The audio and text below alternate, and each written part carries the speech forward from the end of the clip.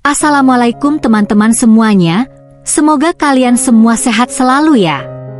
Untuk kamu yang sudah subscribe, saya doakan rezekinya lancar. Amin. Baiklah, tanpa berlama-lama lagi, langsung saja kita mulai ceritanya. Aku istri yang tak dirindukan. Kisah bermula ketika Kak Ira mengetahui jika suami yang telah menikahinya tidak pernah mencintainya. Lalu dengan teganya Alan memberikan hatinya pada wanita lain. Kak Ira, seorang gadis yang berasal dari sebuah desa, dinikahkan oleh orang tuanya dengan anak kenalan mereka saat usianya masih 18 tahun. Setelah 2 tahun menikah, wanita muda itu mengetahui jika ternyata suami yang menikahinya selama ini tidak pernah mencintainya.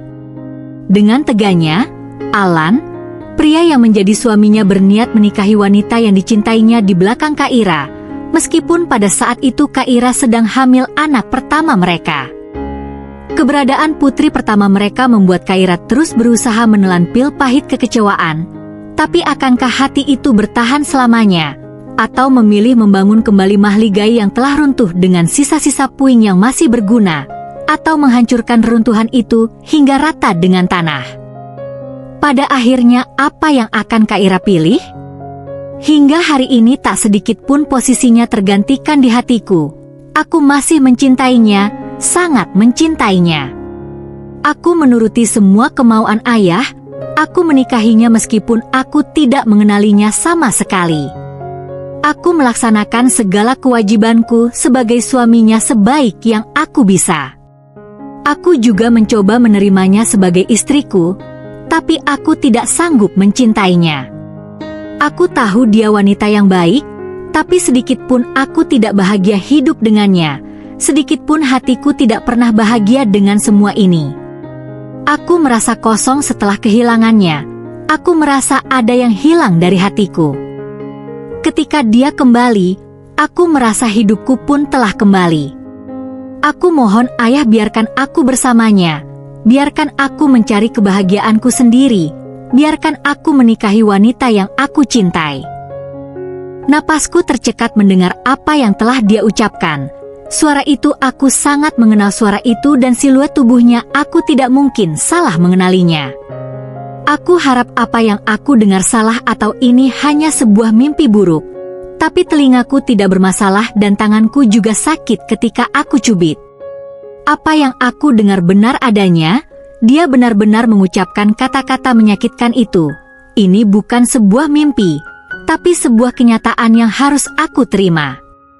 Air mataku tak bisa kubendung lagi. Tidak kupedulikan kopi yang tadinya akan aku antarkan ke ruang kerja mertuaku. Yang aku ingin lakukan sekarang adalah berlari sejauh mungkin untuk menghilangkan rasa sesak di hatiku. Sakit, kecewa, terluka. Perasaan sesak melingkupi hatiku, menumpulkan semua indera-inderaku. Bahkan aku tidak sanggup lagi berdiri di kedua kakiku. 2 tahun kami hidup bersama, berbagi banyak hal dan melewati banyak hal bersama. Bagaimana mungkin dia sanggup berkata seperti itu? Bagaimana mungkin seorang pria yang sudah mengikatku dalam janji suci pernikahan selama 2 tahun terakhir ini tidak pernah merasa bahagia hidup denganku? Dia anggap apa aku ini? Apa artinya semua perhatian dan sentuhannya padaku? Hanya sebatas kewajiban semata? Di keheningan malam, dia masih tepat berada di hadapanku. Dia tidur di ranjang yang sama denganku, tertidur pula seperti bayi yang tidak berdosa. Aku menatapnya nanar, rasa sakit, kecewa dan benci bercampur dalam benakku. Air mataku lolos dari pelupuk mataku, masih terekam jelas dalam ingatanku kata-kata yang dia ucapkan tadi di hadapan ayah mertuaku.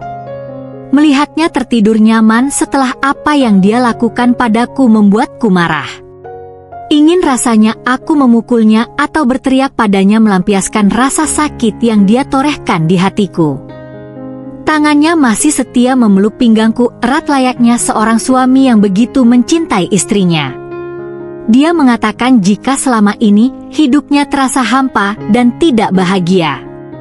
Lalu apa arti pelukannya setiap malam? Apa arti aku baginya? Sekedar temannya tidur? Atau bahkan hanya sekedar guling hidup? Isak tangisku tak terbendung ketika tanganku menyentuh gundukan kecil di perutku. Di sana di dalam rahimku hidup calon anak kami yang baru berusia 16 minggu. Anak ini sangat kutunggu kehadirannya, buah hati yang hadir setelah 2 tahun kami menikah. Ini calon anaknya, anak dari pria yang tidak pernah merasa bahagia hidup bersamaku. Apakah kehadiran anak ini juga tidak ada artinya sama sekali untuknya? Apa senyumnya saat tahu aku hamil itu hanya senyum partisipasi saja, bukan senyum kebahagiaan seperti perkiraanku? Dia tertidur begitu lelap, sedangkan aku yang tepat berada di sampingnya bahkan ada dalam pelukannya menangis pilu sendirian. Aku menutup mulutku agar aku tidak terisak dan dia tidak terganggu karena suara isak tangisku. Bahkan saat dia sudah menorehkan luka di hatiku, aku masih peduli padanya. Aku takut tidurnya terganggu karena dia sering sekali mengeluh sakit kepala jika tidurnya terganggu. Selama ini aku berusaha menjalankan tugasku sebagai istri dengan baik. Aku berikan segenap hatiku untuk melayaninya sebagai suamiku. Lalu apa kurangnya aku hingga dia tega melakukan ini padaku? 2 tahun bukanlah waktu yang sebentar. Banyak hal yang pernah kami lewati bersama. Aku pikir dia mencintaiku, nyatanya dia melakukan semua itu hanya atas dasar kewajiban semata. Apa semua yang kita lewati bersama tidak ada artinya sama sekali baginya? Apa hadirnya calon buah hati di antara kita juga tidak berarti baginya? Semua kenangan yang kami lewati terpatri dalam ingatanku sebagai kenangan indah. Pada kenyataannya apa yang terjadi di antara kami hanyalah kekosongan di matanya. 2 tahun bukan waktu sebentar, tapi baginya semua itu hanya kekosongan dan ketidakbahagiaan semata. Tangisku tak bisa kubendung lagi, isakanku tidak bisa kutahan lagi. Ingin rasanya aku pergi berlari menjauh dari semua ini, menjauh dari rasa sakit yang menyerang hatiku. Namun, aku hanya sanggup lari ke kamar mandi yang hanya berjarak beberapa meter dari ranjang yang aku tiduri. Di dalam dinginnya kamar mandi aku menangis sendirian. Aku terisak sambil meraung berharap rasa sakit yang bergelayutan di hatiku sedikit berkurang.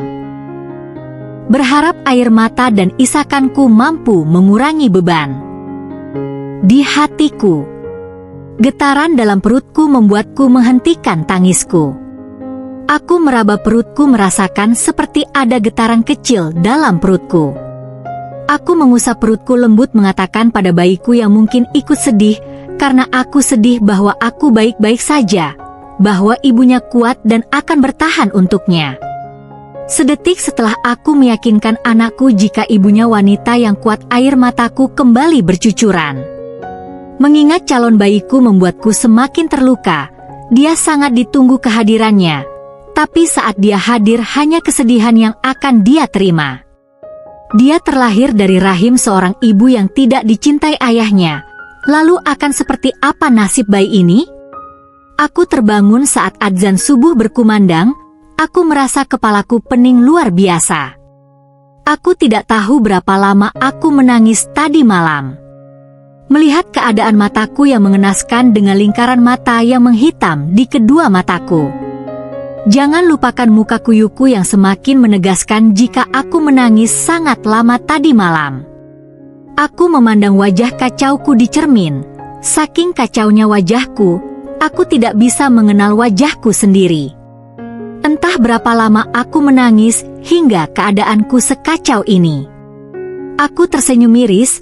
Aku di sini menangisinya dan di sana mungkin dia sedang tertawa bahagia bersama wanita lain tanpa memikirkan aku sama sekali. Jika hidup berumah tangga serumit dan semenyakitkan ini, 2 tahun lalu aku tidak akan mengatakan iya ketika bapak menjodohkan aku dengan anak temannya. Bahkan jika perlu seharusnya aku kabur dari rumah untuk meneruskan cita-citaku untuk menjadi guru. Melanggar segala pantangan konyol para tetua yang tidak memperbolehkan seorang wanita mengenyam pendidikan tinggi dan tinggal di luar rumah sendiri. Penyesalan tinggal penyesalan. Seandainya itulah yang berputar dalam kepalaku, meskipun aku tahu tidak ada gunanya menyesalinya sekarang. Menyesali sesuatu yang sudah terjadi dalam hidupku tidak ada artinya sama sekali. Semua sudah terlanjur terjadi dan tidak ada yang bisa memperbaikinya. Hidup bukan sebuah drama di mana kita bebas menentukan skenarionya sesuai yang kita inginkan. Karena hidup skenario Tuhan yang sudah kita setujui sejak sebelum kita terlahir di dunia ini. 2 tahun lalu aku hanya seorang gadis berusia 19 tahun yang tinggal di daerah pedalaman Jawa Barat. Daerah yang terkenal karena penghasilan hasil perkebunannya yang melimpah. Saat itu aku baru saja menerima surat kelulusanku dari SMA dan sedang merayu mama agar mau membantuku merayu bapak untuk mengizinkan aku bisa kuliah di kota. Keluargaku berpikiran kolot di mana anak perempuan bagi mereka tidak harus mengenyam pendidikan formal tinggi-tinggi. Bagi mereka tugas anak perempuan itu hanya di dapur dan mengurus rumah serta suami mereka kelak. Bagi mereka perempuan itu hanya ke dapur, ke kamar, ke tengah imah hanya itu tugasnya. Dibesarkan dengan paham jika pekerjaan perempuan hanya untuk mengurus anak dan suami. Dididik untuk lebih banyak belajar tentang pekerjaan rumah tangga daripada pendidikan formal tidak membuatku tunduk pada aturan itu. Bagiku pendidikan formal sama pentingnya baik bagi laki-laki ataupun perempuan. Aku tetap mempertahankan kepercayaan itu meskipun mereka menyebut aku motekar karena ingin menjalani pendidikan formal sama seperti anak laki-laki. Aku termasuk anak yang pintar. Meskipun tanpa persetujuan orang tuaku, aku mendaftar ke universitas dan aku diterima dengan beasiswa penuh. Aku terus berusaha membujuk orang tuaku untuk memberikan aku izin kuliah di luar kota. Meskipun berulang kali mereka menolakku dengan alasan aku perempuanlah, alasan pamalilah perempuan tinggal jauh tidak dengan muhrimnya. Aku tidak menyerah dan terus membujuk mereka sembari menyusun cita-citaku untuk menggapai masa depan. Tapi, semua cita-cita yang sudah tersusun rapi hancur begitu saja ketika Rashid putra dari kepala desa datang melamar kau untuk dia jadikan istri kedua. Gila memang. Aku sama sekali tidak mengenal Rashid meskipun aku tahu dia, karena jarak rumah kami tidak terlalu jauh. Rashid bilang dia jatuh cinta pada pandangan pertama padaku. Dia bilang dia mencintaiku sejak aku masih kecil. Lamarannya tentu saja ditolak bapak. Rashid bukan pria baik-baik. Dia seorang pemabuk ditambah lagi dia sudah punya istri yang sedang hamil pula. Berita lamaran Rashid terlanjur tersebar di kalangan masyarakat. Mereka bersimpati pada Ina istri Rashid. Mereka tidak bisa mencela Rashid karena jabatan orang tuanya dan beralih mencelaku. Mereka menyalahkan aku sebagai wanita penggoda suami oranglah. Wanita tidak punya hatilah. Pokoknya segala hal yang buruk ada padaku. Untuk menjernihkan berita ini, menepis kabar miring jika aku berniat merebut suami orang, bapak malah menikahkan aku pada salah satu anak sahabatnya saat bapak kuliah di kota dulu. Bapak bilang jika menikahkan aku dengan pria lain dan mengirimku jauh dari desa adalah jalan terbaik, karena semua tahu betapa nekatnya Rashid. Bapak takut Rashid menyakitiku dan melakukan hal yang tidak-tidak padaku. Aku sudah menolak keinginan bapak. Bahkan aku membujuk bapak untuk mengirimku kuliah di luar kota saja daripada menikahkan aku. Tapi bapak kekeh dengan keputusannya untuk menikahkan aku. 2 minggu sudah Alan meninggalkan aku tanpa kabar sedikit pun.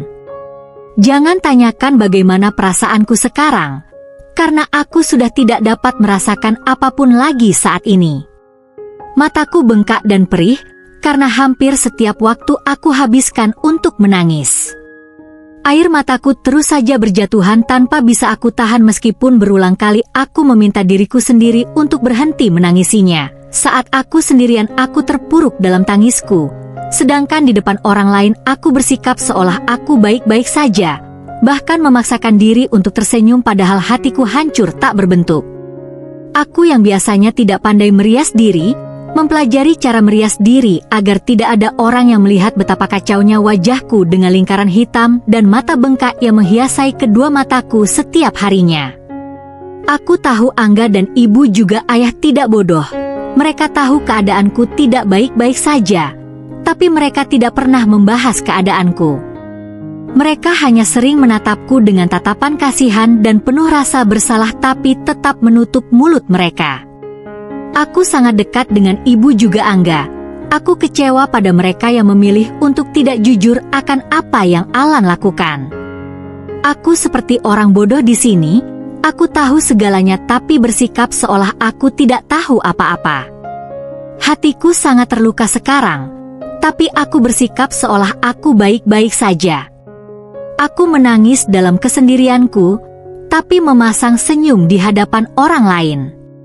Meratapi nasib memang tiada akhirnya. Aku terpuruk seperti hanya aku manusia paling menderita di muka bumi ini. Di saat aku sedang hamil, ketika seorang wanita sangat ingin dimanjakan suaminya, aku justru ditinggal suamiku menikahi wanita lain. Di saat aku sangat membutuhkan dukungan moral untuk kehamilan pertamaku ini, justru aku harus menghadapinya sendirian dalam keterpurukan karena pengkhianatan suamiku. Aku mengelus perutku, hanya dia satu-satunya kekuatanku untuk bertahan saat ini. Aku masih memaksakan untuk makan dan minum serta istirahat yang cukup untuk kesehatan bayiku, meskipun segala yang aku lakukan terasa hambar. Mengingat calon bayiku membuat sisi sensitifku kembali merajai dan mataku kembali memproduksi kelenjar air mata, membuat air mataku kembali membanjiri pipiku. Pagi hari ketika matahari baru menampakkan sinarnya. Ketika aku sedang menyiapkan sarapan, rasa pusing tiba-tiba menyerangku. Rasa pusing yang diikuti rasa mual membuatku cepat-cepat berlari ke kamar mandi untuk memuntahkan isi perutku. Rasa pusing masih menjalar di kepalaku membuat aku harus berpegangan agar aku tidak terjatuh di kamar mandi. Rasa mual terus mengaduk-aduk perutku meskipun aku sudah memuntahkan isi perutku yang hanya berupa lendir saja, karena aku belum makan apapun sejak tadi malam. Sayang, kamu kenapa? Sakit maagmu kambuh lagi? Tanya Alan khawatir sambil mendekat dan mengusap-usap punggungku. Aku hanya menggeleng tanda tidak tahu untuk menjawab semua pertanyaannya. Tubuhku terlalu lemas hingga membuatku merosot ke lantai. Beruntung tangan Alan sigap menahanku dan membawaku ke pangkuannya hingga aku tidak jatuh di lantai kamar mandi. Alan menggendongku sampai kamar dan menidurkan aku lembut di ranjang. Tunggu sebentar ya, aku panggil dokter dulu, ucapnya. Tidak usah. Aku tidak apa-apa, ucapku menolaknya. Kamu ini tidak apa-apa bagaimana? Kamu lemas begitu. Aku akan memanggil dokter Tiwi sebentar, beliau pasti belum berangkat kerja jam segini. Kamu tunggu di sini ya sayang, aku takut terjadi apa-apa padamu, ucapnya sambil beranjak. Tidak lupa dia mengecup keningku sebelum pergi. Tidak berapa lama Alan kembali dengan dokter Tiwi yang langsung sigap memeriksaku. Dokter Tiwi tersenyum setelah selesai memeriksaku. Wanita yang memasuki usia parubaya itu menggenggam tanganku dan memberikan selamat. Aku kebingungan melihat reaksi dokter itu, tapi tetap menerima selamat darinya. Untuk mengetahui lebih pastinya, sepertinya kalian harus langsung memeriksakannya pada dokter ahli, ucap dokter Tiwi. Apa penyakit saya parah? Tanyaku ragu. Dia di sana, berdiri dan perlahan berjalan ke arahku dengan senyum lebarnya. Senyum yang pertama kali aku lihat sepanjang aku menikah dengannya. Ironis sekali dia bisa tersenyum selebar itu setelah dia mengkhianatiku dan menikahi wanita lain. Apa sebegitu bahagianya dia sekarang?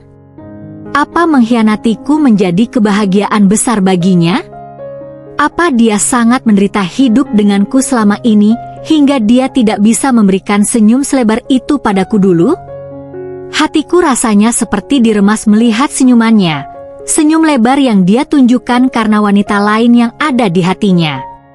Dia semakin mendekat ke arahku, tapi aku hanya bisa diam seperti patung dengan berbagai gejolak perasaan yang memenuhi hatiku. Dia berada tepat di hadapanku sekarang dan tangannya terulur untuk memelukku, tapi secara refleks aku malah mundur menjauhinya. Alan menatap bingung ke arahku dan aku sama bingungnya dengan reaksi tubuhku sendiri. "Aira sayang, kamu tidak merindukanku?" Tanyanya dengan nada bingung. "Sayang," kata itu seperti paku tidak kasat mata yang menusuk tepat ke arah jantungku. Bagaimana mungkin semudah itu dia mengatakan kata "sayang" setelah apa yang dia lakukan padaku? Apa kata itu tidak memiliki arti apapun sejak awal untuknya? Apa aku merindukannya? Jika boleh jujur, aku sangat merindukannya. Tapi apa boleh aku masih merindukannya sedangkan dia sendiri tidak pernah merindukanku? Dia pergi tanpa menengok lagi ke belakang. Dia pergi tanpa pernah mengabariku. Bukankah itu berarti selama 2 minggu dia meninggalkan aku tidak pernah ada sepercik rindu pun di hatinya untukku? Aku hanya diam ketika dia menarikku ke dalam pelukannya. Pelukannya masih sehangat dulu. Ya Allah, aku begitu merindukan pelukannya ini. Untuk sejenak aku merasa kembali ke rumah ketika aku berada dalam pelukannya. Tapi itu sekejap saja karena kesadaran menamparku saat aku mencium parfum perempuan dalam tubuh Alan.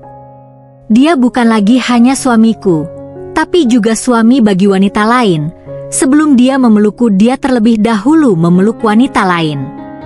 Air mataku kembali menggenangi pelupuk mataku ketika otakku menyadarkan aku, jika pria ini, pria yang memelukku tidak pernah mencintaiku. Dia suami yang sudah mengkhianatiku dan menikahi wanita lain saat aku sedang mengandung anaknya. Dia tidak pernah tulus menyayangiku. Rasa sayangnya selama ini hanya sebatas kewajiban dan rasa tanggung jawabnya padaku. Secepat kilat aku melepaskan pelukan Alan dan membalikkan tubuhku agar dia tidak melihat air mata yang membasahi pipiku. Aku melihat Angga yang menatap sendu padaku. Aku tersenyum padanya sebagai isyarat jika aku baik-baik saja. Aku menghapus air mata yang sudah membasahi pipiku dan menahan agar tidak ada lagi air mata yang membasahi pipiku. "Terima kasih untuk hari ini Angga. Aku bahagia hari ini," ucapku pada Angga dan sebisa mungkin berbicara dengan nada yang normal dan tidak bergetar karena tangisku yang ingin pecah. "Sama-sama, aku juga bahagia jika kamu bahagia. Jaga dirimu baik-baik, jaga juga keponakanku. Aku akan selalu ada di sini jika kamu membutuhkanku," ucap Angga sambil tersenyum tipis padaku. Aku membalas senyumnya. Dapat aku lihat Angga sama sekali tidak menyapa kakaknya meskipun dia tepat berada di belakangku. "Aku pergi," ucapnya sambil menjalankan mobilnya menjauh. Entah akan pergi kemana pria muda itu karena mobil itu menjauh keluar dari gerbang rumah utama keluarga. Aku hanya melambai sekilas padanya lalu berbalik dan berjalan cepat ke arah rumah. Tidak kupedulikan Alan yang masih berada di hadapanku. Untuk saat ini aku butuh tempat untuk sendiri dan menenangkan diriku agar aku tidak menangis di hadapannya. Aku memilih masuk ke kamar mandi untuk menenangkan diriku, mengatur napasku agar aku tidak lagi menangis. Setelah yakin aku bisa menghadapi Alan tanpa air mata, barulah aku keluar dari kamar mandi. "Kamu pergi kemana tadi dengan Angga?" tanya Alan saat aku keluar dari kamar mandi. "Periksa kandungan," jawabku singkat. "Kenapa periksa kandungan dengan Angga? Kenapa tidak menunggu aku pulang agar kita bisa memeriksakannya bersama?" "Aku tidak tahu kapan kamu pulang, jadi aku meminta Angga mengantarku," jawabku dengan nada datar. "Aira sayang, maafkan aku," ucap Alan mendekat ke arahku hendak memelukku, tapi aku segera menahannya sebelum dia sempat menyentuhku. Alan menatap bingung ke arahku. "Ya kenapa?" tanyanya.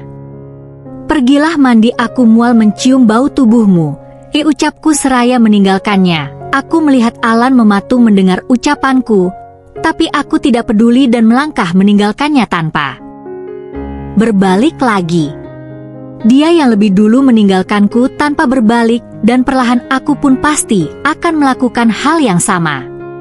Meninggalkannya tanpa berbalik lagi. Minggu pagi yang cerah, tapi tak secerah hatiku yang diselimuti oleh awan mendung bercampur kilap. Hari ini tepat 2 hari setelah kepergian Alan, dia kembali bersama seorang wanita yang dia genggam erat tangannya. Aku tersenyum menyambut kedatangan mereka meskipun aku tidak yakin seperti apa senyumku terlihat. Dalam sekali lihat saja, harus kuakui wanita itu lebih baik dari segi fisik, lebih cantik dan menawan dibandingkan aku. Wanita itu berpakaian modis ala sosialita dan aku yakin dari mulai pakaian, tas hingga sepatu yang dia kenakan bukan barang murah. Wajahnya cantik terawat dengan pulasan make up yang membuatnya semakin cantik. Rambutnya hitam legam dan tergerai lurus, dia berkulit sawo matang dan terlihat sangat eksotis dengan tubuhnya yang tinggi langsing bak model. Kecantikannya patut diacungi jempol, meskipun wajahnya sangat lokal, tapi dia terlihat begitu memukau. Bahkan sebagai wanita aku pun mengakui betapa cantik dan menariknya dia. Aku tersenyum kecut menyadari jika orang bodoh pun pasti lebih memilih dia daripada aku. Harus aku akui aku tidak sebanding dengannya. Dia bagaikan seorang titisan bidadari, sedangkan aku hanya gadis kampung yang berpenampilan sederhana. Dia berperawakan bak model sedangkan tubuhku tidak terlalu tinggi, dengan tubuh kurus dan perut menonjol seperti orang busung lapar padahal saat ini aku sedang hamil. Dia memakai pakaian mahal sedangkan aku hanya memakai gamis dan kerudung sederhana untuk menutupi kepalaku, tanpa make up sama sekali. Siapapun yang melihat pemandangan ini, pasti menyalahkanku sebagai istri tua, karena tidak bisa merawat diri hingga suaminya lari ke pelukan wanita lain. Alan mendekat ke arahku, dari wajahnya terlihat jelas jika dia merasa tidak nyaman dengan keadaan ini. Aku tersenyum padanya dan mencium tangannya seperti biasa. Meskipun perasaanku tidak karuan, aku tetap menyalami wanita itu sebagai tanda kesopanan. Aira, perkenalkan dia. Nada, ucapnya tidak enak. Aku berusaha untuk tetap menampilkan wajah ramahku pada wanita bernama Nada itu. Aku mengulurkan tanganku untuk berkenalan dengannya dan dia juga mengulurkan tangannya dan menjabat tanganku dengan senyum penuh kepuasan. Aku Nada, istrinya Alan. Kamu pasti Kaira, kan? Alan sudah bercerita banyak tentangmu. Ucap wanita itu penuh percaya diri dan sedikit seringaian remeh ketika menatap ke arahku. Aku masih tersenyum menanggapi ucapannya, meskipun aku mengumpat dalam hati atas tindakannya yang terlihat jelas merendahkan aku. Apa sebegitu bangganya dia menjadi istri dari pria yang terlebih dahulu menikahi wanita lain dan masih terikat dengan wanita lain? Dia memperkenalkan diri sebagai istrinya Alan, lalu aku harus memperkenalkan diri sebagai siapa? Pembantu di rumah Alan? Aku dan Al sudah kenal sejak zaman kuliah. Ucapnya memulai pembicaraan ketika aku mempersilahkan dia untuk masuk. Kami menjalin hubungan sejak pertama masuk kuliah, bisa dibilang kami jatuh cinta pada pandangan pertama saat itu. Aku dan Alan lama menjalin hubungan hingga aku memutuskan untuk mengejar karierku setelah lulus kuliah. Aku berkarir dan melanjutkan kuliah masterku di luar negeri, jadi kami jarang berhubungan karena jarak yang memisahkan kita. Aku bersyukur meskipun kami lama berpisah, Allah mempertemukan kami lagi setahun lalu. Dan ternyata kami masih sama-sama memiliki perasaan cinta yang sama bahkan lebih besar daripada dulu. Ucap Nada sambil menatap Alan penuh cinta. Wanita ini sepertinya sangat menjiwai perannya sebagai pelakor bak di kisah Hidayah. Dia benar tidak tahu malu juga tidak punya hati membagi kisah cinta berharganya pada wanita yang dia sakiti karena cinta egoisnya itu. Aku hanya tersenyum mendengar ucapannya meskipun hatiku sangat ingin mengacak-acak wajah cantik wanita yang sedang tersenyum di hadapanku. Entah apa maksud dari wanita itu mengatakan hal itu padaku, Jika dia mengharapkan aku sakit hati maka dia berhasil. Hatiku sangat sakit mendengar ucapannya, apalagi tahu mereka sudah bertemu dan kembali menjalin hubungan sejak 1 tahun lalu.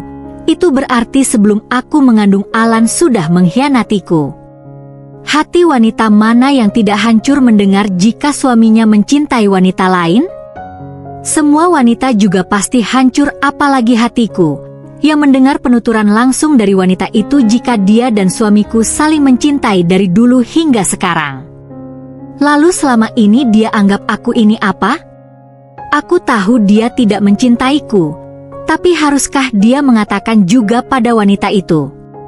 Aku merasa sangat tidak berarti dan aku benci mengakui jika wanita itu menang sebagai pemilik hati Alan, karena meskipun aku dan Alan sudah menikah bertahun-tahun, Alan tidak pernah mencintaiku. Aku menarik napas berat dan tetap memasang senyum seolah aku tidak terluka, seolah aku baik-baik saja, seolah kata-kata yang meluncur dari mulutnya tidak menyakiti hatiku. Miris sekali nasibku, di saat perutku membuncit di hadapanku justru tersaji pemandangan paling menyayat hati. Aku melihat Maduku menatap suamiku penuh cinta, bahkan dia tidak segan-segan mencium suamiku di hadapanku. Alan, pria itu sama sekali tidak berniat menjaga perasaanku dan menikmati saja apa yang dilakukan wanita itu tanpa memikirkan betapa hancurnya perasaanku saat ini. Kalau ini sebuah drama TV, mungkin sebentar lagi pasangan nista itu terkena azab karena menyakitiku. Tapi ini drama kehidupan nyata, tidak ada azab nyata yang terjadi pada mereka saat ini. Beristirahatlah kalian, pasti lelah. Aku sudah menyiapkan kamar untuk kalian di lantai atas. Ucapku mengusir secara halus agar mereka berdua segera menyingkir di hadapanku. Aku luar biasa bukan? Di mana ada wanita sepertiku yang dengan baik hati menyediakan kamar untuk ditempati suamiku dengan selirnya. Air mataku menggenang di pelupuk mataku melihat mereka melenggang di hadapanku sambil berpegangan tangan. Aku melihat Alan memandang sendu dan penuh rasa bersalah padaku saat dia berjalan mengikuti selirnya naik ke lantai atas. Namun, dia tidak berkata apa-apa dan diam saja ketika wanita itu merangkul pinggangnya memasuki kamar yang mereka tempati. Jangan tanyakan bagaimana perasaanku saat ini, melihat mereka memasuki kamar bersama membuat hatiku remuk. Apalagi membayangkan apa yang mereka lakukan di dalam sana membuat aku tak sanggup lagi untuk menahan isak tangisku. Aku segera memasuki kamarku dan menangis sepuasnya di sana. Beruntung rumah ini berlantai 2 jadi aku tidak harus mendengar bagaimana kebersamaan mereka di dalam kamar itu. Aku tidak sanggup menghentikan air mataku. Aku menutup mulutku agar isakan tangisku tidak sampai terdengar keluar. Katakanlah aku cengeng, tapi wanita mana yang sanggup dimadu? Meskipun surga yang Allah janjikan bagi wanita yang ikhlas dimadu, tapi tetap saja aku tidak mengharapkan itu. Aku hanya manusia biasa yang memiliki hati dan memiliki rasa ingin memiliki. Tidak ada satupun wanita ingin berbagi suami, begitupun aku. Aku tak rela dan tak ikhlas melihat suamiku menikahi wanita lain. Hatiku semakin sakit ketika aku harus menerima jika suamiku mencintai wanita itu dan tidak pernah sedikit pun mencintaiku. Lelehan air mata masih membasahi pipiku, tapi tidak ada lagi isakan tangisku. Aku sudah terlalu lelah sekarang, bahkan aku pun sudah tak sanggup lagi untuk terisak. Bayi dalam perutku bergerak seakan memberitahukan jika aku masih memiliki dia dalam hidup ini. Aku mengusap sayang pada perutku yang sudah membuncit. Mengingat bayiku membuat aliran air mataku semakin deras. Bagaimana nasib bayiku setelah dia lahir? Itulah pertanyaan yang selalu menggelayuti pikiranku. Maafkan ibu, nak, maafkan ibu karena tidak bisa memberikan keluarga yang sempurna untukmu. Pagi hari saat matahari baru saja menampakkan sinarnya, seseorang mengetuk pintu rumahku. Aku yang sedang menyiapkan sarapan beralih menuju pintu, untuk melihat siapa gerangan yang bertamu sepagi ini. Surprise! Teriak seseorang ketika aku membuka pintu. Aku tertawa melihat Angga yang datang dengan semangkuk bubur kacang hijau di tangannya. Aduh, Ga, ngapain datang pagi-pagi sambil bawa bubur segala? Tanyaku sambil menggeser tubuhku dari pintu agar Angga bisa masuk. Kamu bilang kemarin bubur kacang hijau kayaknya enak, jadi aku bawain deh sekarang. Aku tertawa mendengar ucapannya. Lah kenapa malah ketawa? Aku menuhin ngidam kamu agar ponakan aku gak ilera nanti. Angga kandungan aku udah 9 bulan, masa ia masih ngidam aja? Angga manyun mendengar ucapanku. Tanpa permisi dia melewatiku dan menyimpan bubur kacang hijaunya di pantry dengan wajah yang masih manyun. Ya sudah, karena kamu udah capek-capek bawa, tuh, bubur kacang hijau buat aku makan deh sekalian yuk sarapan bareng, aku bikin orek tempe kesukaan kamu loh. Ajakku pada Angga. Mata Angga langsung berbinar mendengar ucapanku, dia langsung menarikku untuk segera ke ruang makan. Aku hanya tertawa melihat reaksi Angga. Makan dengan Angga itu sangat menyenangkan. Selain meja makan jadi ramai, dia juga selalu menghabiskan apapun yang aku masak untuknya. Dan jangan lupa dia juga selalu memuji semua masakan yang aku hidangkan.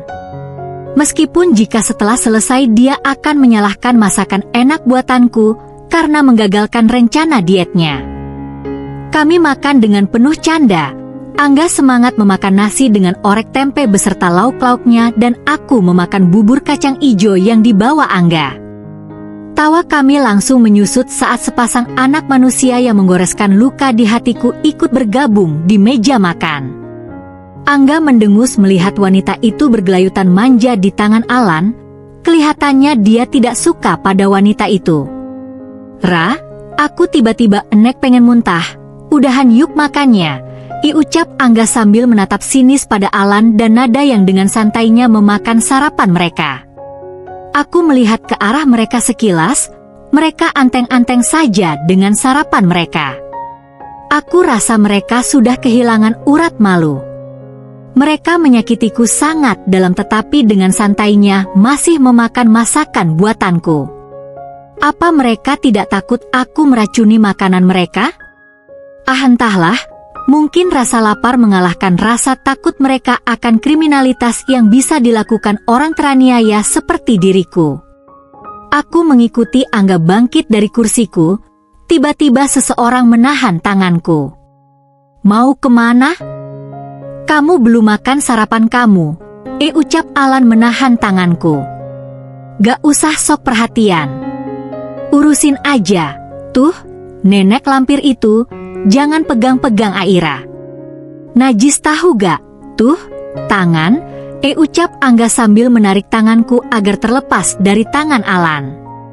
Alan melotot mendengar ucapan Angga, dia berdiri dari duduknya. Sepertinya dia sangat marah. Aku segera menarik tangan Angga menjauh sebelum terjadi perkelahian di antara mereka. Kubawa Angga untuk menonton drama Korea yang baru aku beli sehabis memeriksa kandungan terakhirku. Setiap hari kamu melihat mereka seperti itu?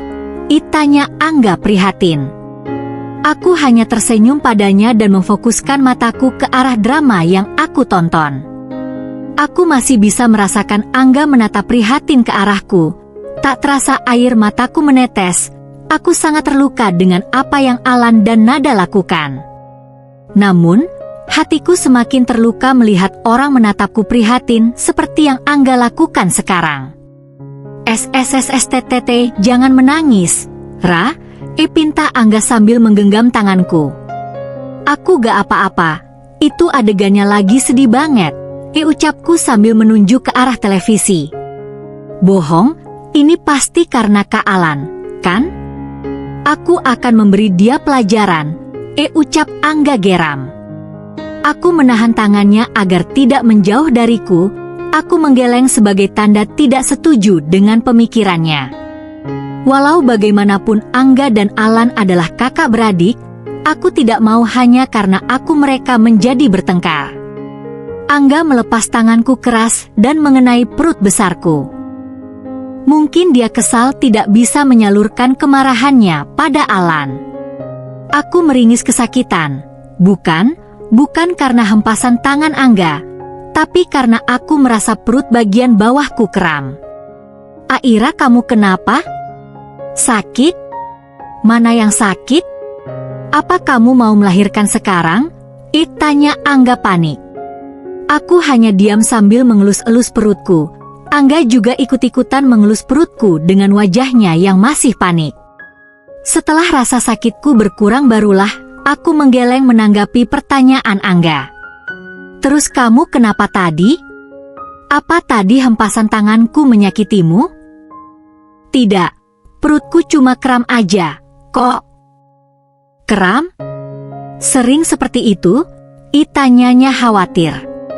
Aku tersenyum menjawab pertanyaan Angga.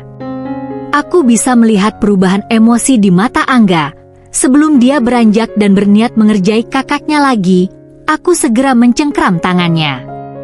Berjanjilah untuk tidak saling menyakiti dengan kakakmu hanya demi aku, ucapku lirih. Tapi Kak Alan keterlaluan, Ra.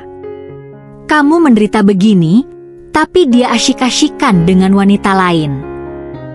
Biarkan saja dia berlaku semaunya, aku tidak apa-apa. Kak Alan itu saudaramu, aku tidak mau kalian bertengkar dan saling membenci hanya karena aku. Angga menatap sendu ke arahku, aku tahu dari matanya mengisyaratkan rasa bersalah padaku. Angga menarikku ke dalam pelukanku dan mengusap-usap kepalaku. Aku tidak tahu ini benar atau tidak, tapi aku merasakan kenyamanan di pelukan Angga.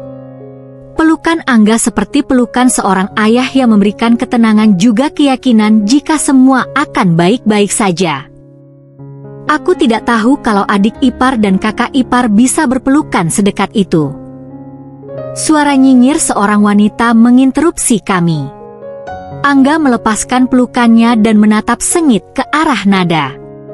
Aku juga tidak tahu seorang dosen yang katanya jenius bisa bertindak semurahan itu, menjadi perebut suami orang. Balas Angga tidak kalah nyinyir. Kau berani sekali bicara seperti itu padaku, ucap Nada dengan muka merah. Apa aku salah? Kau sudah tahu kakakku beristri, tapi masih saja kau menggodanya. Kau tidak ubahnya seperti jalang di pinggir jalan, hina Angga. Angga, jaga bicaramu, bentak Alan. Aku hanya diam memandangi mereka. Nada dengan muka merahnya yang hampir menangis, entahlah dia malu atau marah. Angga dan Alan yang saling memelototi satu sama lain dengan tangan terkepal menahan emosi. Miris sekali memang nasibku. Setelah Nada tinggal di rumah ini barulah aku tahu jika ternyata dia masih tinggal di kota yang sama denganku. Jarak rumah Nada hanya 30 menit dari rumah ini. Aku menyangka Alan menikah dengan wanita yang terpaut jarak jauh dengan tempat tinggal kami, hingga dia membutuhkan waktu 2 minggu untuk menghabiskan waktunya dengan istrinya itu. Bahkan aku baru tahu ternyata selama 2 minggu dia meninggalkan aku, dia tetap datang bekerja ke pabrik yang jaraknya hanya setengah kilometer dari rumah yang aku tinggali. Mirisnya lagi ternyata wanita itu adalah dosen Angga. Dia sudah tahu tentangku dari Angga. Dia sudah tahu Alan beristri dan istrinya sedang hamil, tapi dia tetap mau menikah dengan Alan. Nada memang wanita luar biasa. Aku tidak tahu terbuat dari apa hatinya hingga dia bisa berbuat setega itu padaku. Dia bisa dengan mudahnya menyakiti hati wanita yang sekaum dengannya. Apa ia cinta seegois itu?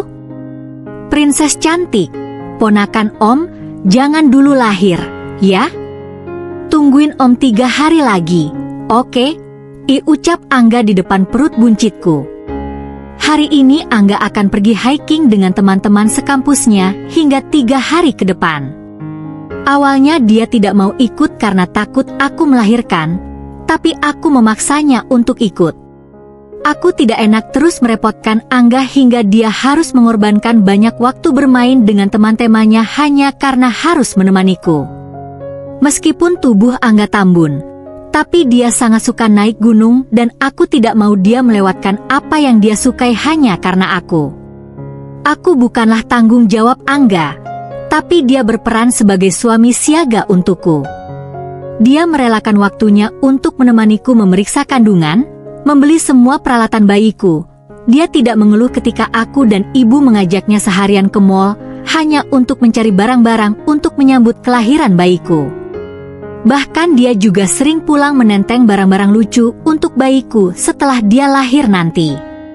Angga menemaniku selama masa kehamilan sulit ini dan sekarang dia juga yang menemaniku menunggu bayi ini lahir. Angga masih terus bicara dengan bayi dalam perutku seperti seorang ayah yang akan meninggalkan anaknya untuk bekerja. Sedangkan ayah kandung bayiku malah asyik-asyikan menonton televisi dengan koala yang terus-terusan nemplok di tangannya. Angga udah, dedek bayinya pasti nurut. Kok, udah berangkat sekarang keburu siang nanti, ucapku. Angga cemberut dan mengusap perut buncitku dengan sayang. Aku tersenyum miris melihatnya. Angga sering sekali mengelus perutku dengan sayang dan mengajak calon anakku bicara, sedangkan Alan, ayah kandung dari bayi ini, sama sekali tidak pernah melakukannya sejak usia kandunganku menginjak 4 bulan. Selain karena aku dengan banyak alasan terus menghindarinya agar dia tidak menyentuhku. Tampaknya, pria itu juga tidak punya inisiatif untuk memberikan kasih sayang pada putrinya. Jangan lupakan, jika Alan tidak mencintaiku dan tentu saja dia juga tidak mungkin menyayangi bayiku. Beneran gak apa-apa, aku pergi? Kalau kamu tiba-tiba melahirkan gimana? Tanyanya khawatir. Aku tersenyum sambil menggeleng mendengar kekhawatirannya. Aku baik-baik saja, jangan khawatir, kan? Ada ibu dan ayah juga di sini, jawabku menenangkannya. Dengan wajah cemberut akhirnya Angga pergi juga. Setelah Angga pergi, aku menutup pintu dan berbalik melihat sejoli yang masih saja asyik dengan dunia mereka. Aku melihat Alan menatap tajam ke arahku, tapi aku tidak ambil pusing dan melewati mereka begitu saja. Air mataku menetes begitu saja saat aku sedang sendirian. Mengingat perlakuan Angga membuat air mataku semakin deras. Seharusnya seorang suamilah yang melakukan semua itu, bukan pria lain. Aku melirik semua barang-barang yang disiapkan untuk menyambut kedatangan calon bayiku. Hampir semua barang-barang itu dibeli oleh Angga.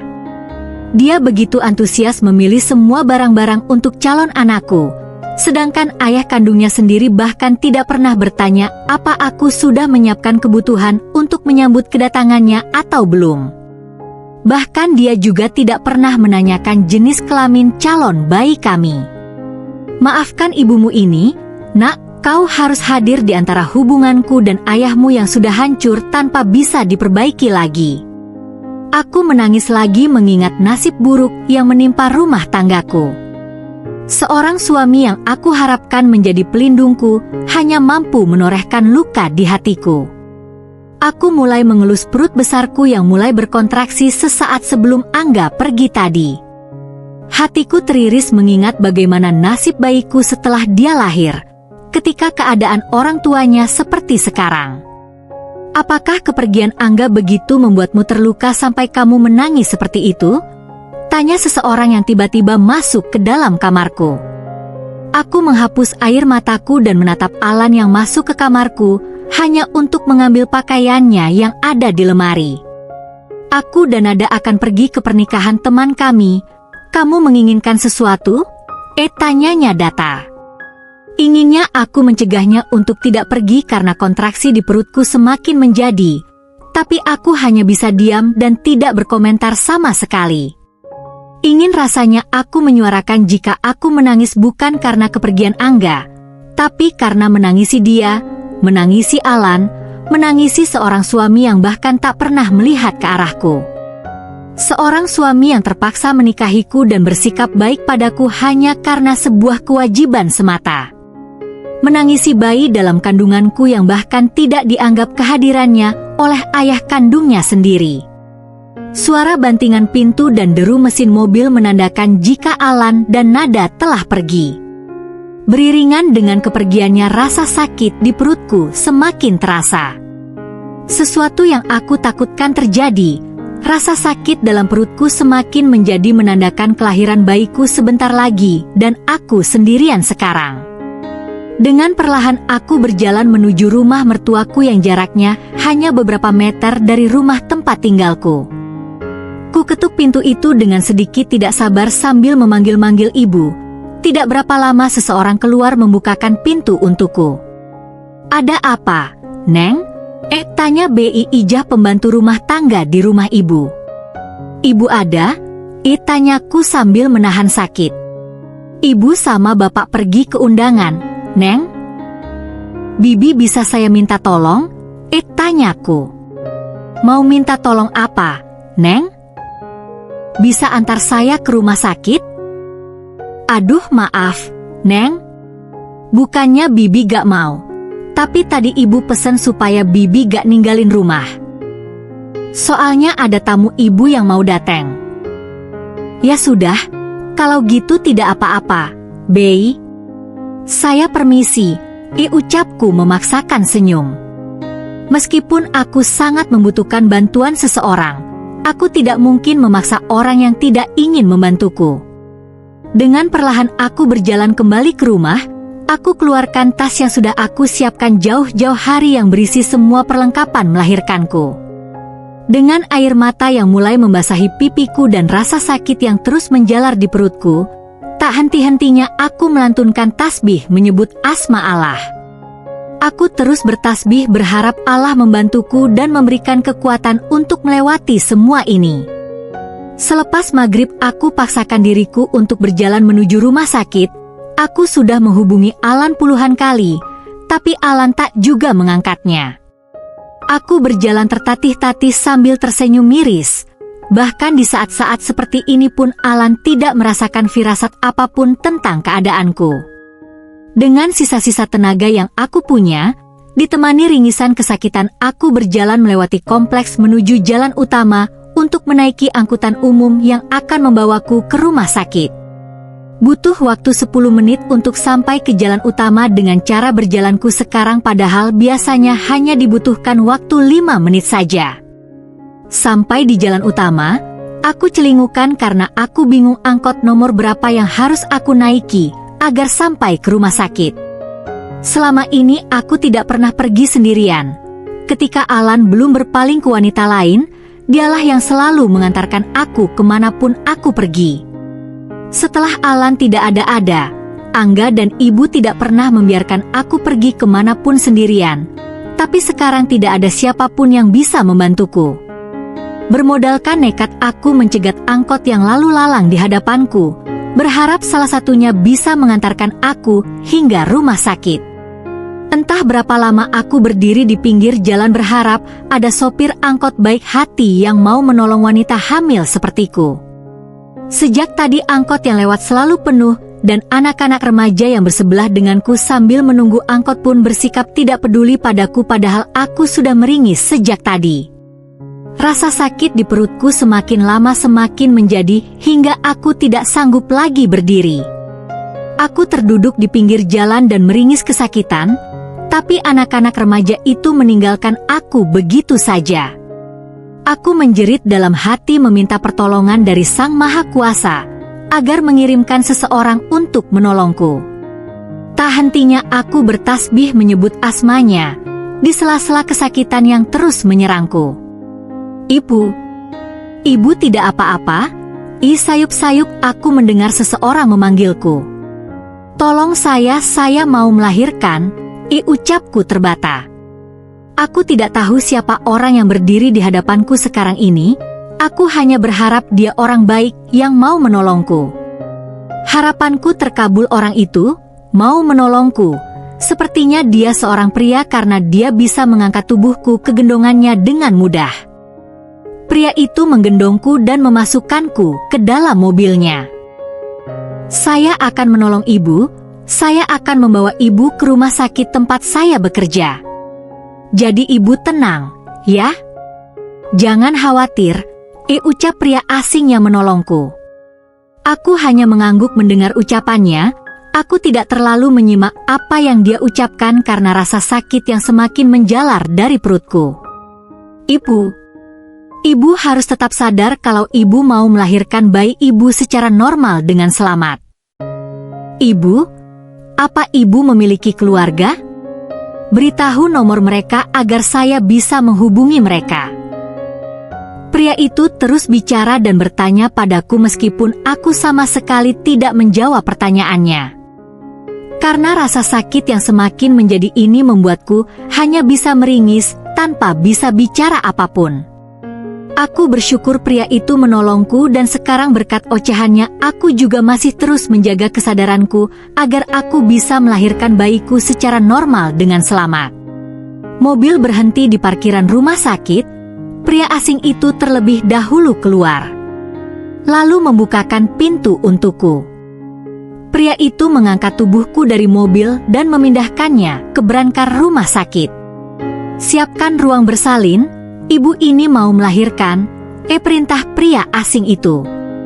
Di mana walinya, Dok? Tanya wanita berpakaian perawat. Saya yang akan jadi walinya, panggilkan Dokter Linda. Katakan kerabat Dokter Adam akan melahirkan. Tanpa menunggu lama perawat itu mendorongku menuju ruang bersalin diikuti oleh pria asing yang mengakuiku sebagai kerabat Dokter Adam. Aku tidak tahu apa yang terjadi di sekelilingku karena rasa sakit di perutku membuatku tidak memikirkan apapun selain keselamatan bayiku. Seorang dokter wanita yang ternyata biasa memeriksaku saat akan check up kandungan datang dan memeriksa keadaanku. Baru pembukaan 5 masih butuh waktu menuju kelahiran. Dokter Adam bisa tolong jaga Ibu Kaira? Saya ada urusan penting dengan keluarga saya. Nanti jika sudah pembukaan 9 dokter bisa hubungi saya, ucap Dokter Linda.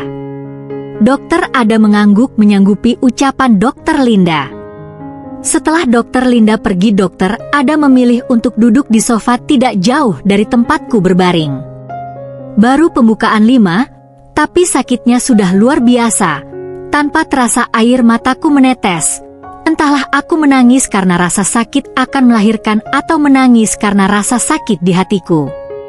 Aku juga wanita biasa. Aku ingin seperti wanita lainnya yang ditemani suaminya saat proses melahirkan, memiliki seseorang yang menggenggam tanganku ketika rasa sakit menyerang perutku. Namun, sekarang aku sendirian di sini, hanya ditemani seseorang yang bahkan baru beberapa menit lalu aku tahu namanya. Aku juga merasa tidak enak pada Dokter Adam itu. Sepertinya dia sangat kelelahan karena habis bekerja dan sekarang dia harus menungguku melahirkan. Jangan menangis, ibu harus menyiapkan tenaga ekstra saat melahirkan nanti. Jangan sia-siakan kekuatan Anda dengan menangis, Bu, ucap Dokter Adam lembut. Aku menghapus air mataku. Adam benar, aku tidak boleh menangisi nasib burukku terus-menerus. Apa yang sudah terjadi tidak akan berubah. Meskipun aku menangis darah, Alan tidak akan datang dan menemaniku melahirkan buah hatiku. Aku hanya bisa terus bertasbih pada Sang Pencipta ketika rasa sakit yang semakin sering menyerang. Adam pasti sangat kelelahan. Dia sampai tertidur di posisi duduk di sofa. Waktu menunjukkan tengah malam, rasa sakit semakin menyerang tubuhku. Aku hanya bisa meringis menahan sakit. Berharap ringisanku bisa membangunkan Adam yang sepertinya tidur sangat lelap di sofa. Karena Adam tak kunjung bangun mendengar ringisanku, akhirnya aku mencoba memanggilnya berharap bisa membangunkannya. Usaha itu berhasil. Adam langsung mengerjapkan matanya saat aku berteriak padanya. Maafkan saya. Saya ketiduran tadi, ucap Adam sambil berjalan menuju arahku. Adam memeriksa keadaanku. Aku tidak tahu apa yang terjadi, tapi rasa mulas ini semakin menjadi dan aku ingin segera mengeluarkannya. Adam melotot melihat keadaanku, wajahnya terlihat pias dan dia langsung berlari keluar mencari perawat. Kita tidak bisa menunggu Dokter Linda. Kepala bayinya sudah terlihat. Kita harus segera membantu persalinan Ibu Kaira, ucap Adam pada perawat itu. Dibantu 2 orang perawat, Adam menyiapkan alat-alat untuk membantu proses persalinanku. Rasa sakit di perutku semakin menjadi. Aku berusaha untuk tetap sadar dan mengikuti instruksi dari Adam. Rasa sakit ini semakin menjadi, aku tidak lagi sanggup menahannya. Aku menyerah dan menutup mataku. Ayo, Bu, berjuang sekali lagi. Jangan menyerah. Samar-samar aku mendengar seseorang bicara padaku. Sebuah tangan menggenggam tanganku erat. Ibu wanita yang kuat, bertahanlah, berusaha sedikit lagi. Ibu akan segera bertemu dengan bayi kecil ibu sebentar lagi. Ucap seseorang tepat di telingaku. Pukul 1.30 dini hari, akhirnya putriku terlahir ke dunia. Aku menangis haru melihat malaikat kecilku. Mendengar tangisnya untuk pertama kali. Setelah bayiku dibersihkan, perawat menyerahkan bayi itu untuk diberikan ASI. Aku tidak tahu apa-apa mengenai mengurus bayi. Ketika perawat menyerahkan bayi itu padaku, mendadak tubuhku menegang. Aku takut untuk menyentuh bayiku sendiri. Aku takut aku akan menyakitinya. Bayiku menangis dalam dekapanku yang kaku. Aku ikut menangis melihat bayiku menangis karena aku tidak tahu harus berbuat apa untuk menenangkannya. Adam sepertinya mengerti keadaanku. Dia mengambil bayi itu dari dekapanku dan membawanya ke pangkuan tangannya. Boleh saya mengadzani dia dulu? Tanya Adam sambil menggendong nyaman bayiku. Aku hanya mengangguk mendengar ucapannya dan mengucapkan terima kasih padanya.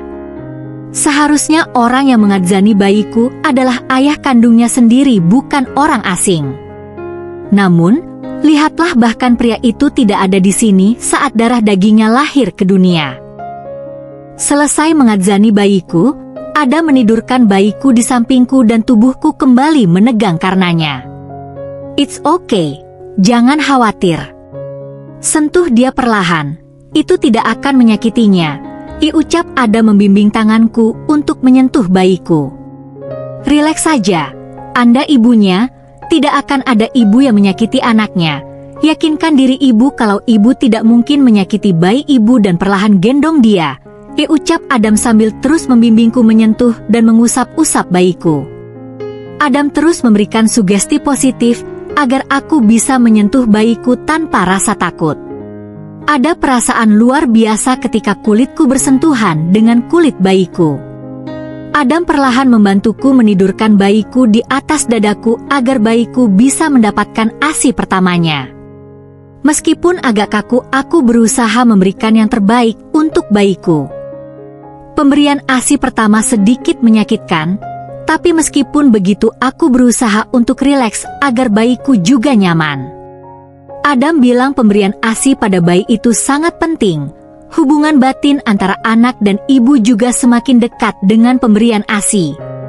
Adam terus menemaniku, memberikan banyak ilmu tentang mengurus bayi padaku.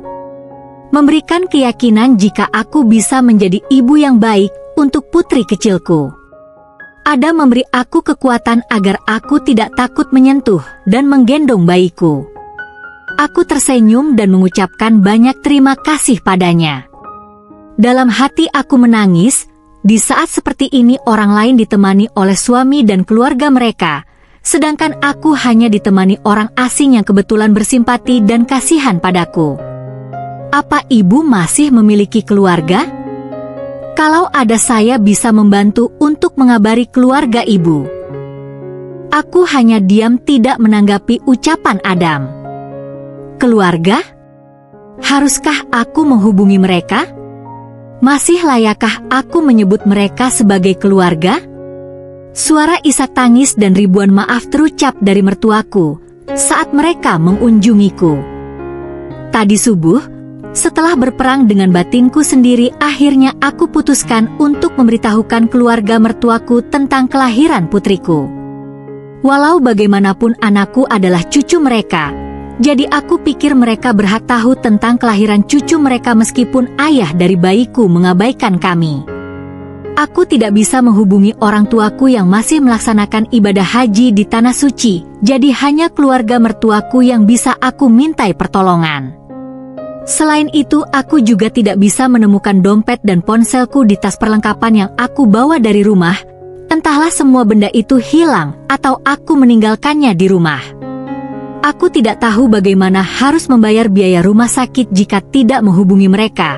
Tidak mungkin aku harus merepotkan Adam lagi. Dia terlalu banyak membantuku.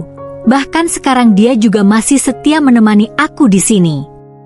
Maafkan ibu, Nak. Ibu tidak becus menjadi orang tua.